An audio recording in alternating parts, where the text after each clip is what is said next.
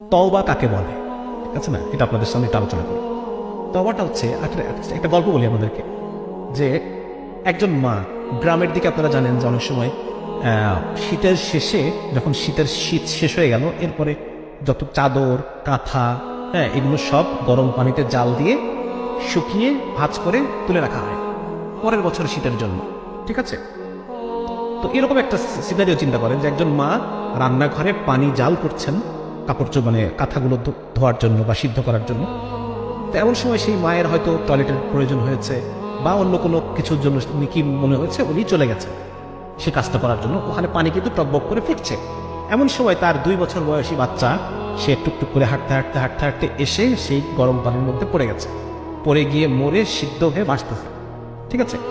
এখন ওই মা রান্নাঘরে প্রথম পা দিয়ে চুলার দিকে, মানে ওই পাতিলের গরম পানির যে পাতিল, সেই ডেকচি, সেদিকে তাকিয়ে এই মায়ের প্রথম ফিলিংসটা কি হবে? এই মায়ের প্রথম ফিলিংসটা কি হবে? হায় আমি কি করলাম, ঠিক না?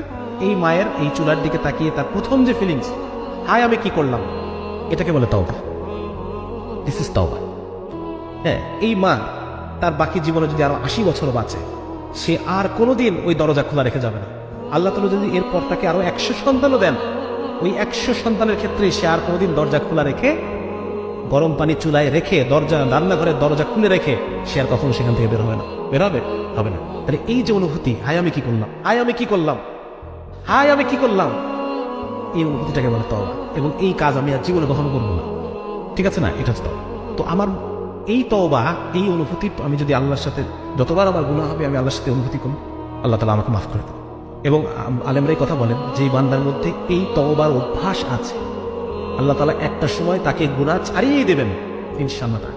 আল্লাহ তাআলা আমাকে ছাড়ার পরিবেশ তৈরি করে দেবেন, আমার জন্য গুনাহ করাকে কঠিন করে দেবেন। আমরা দোয়া করবো আল্লাহর কাছে, আল্লাহ আপনি আমার জন্য নেক আমল করাকে সহজ করে দেন, গুনাহ করাকে আমার জন্য কঠিন করে দেন, যেন আমি গুনাহ করতে পারি।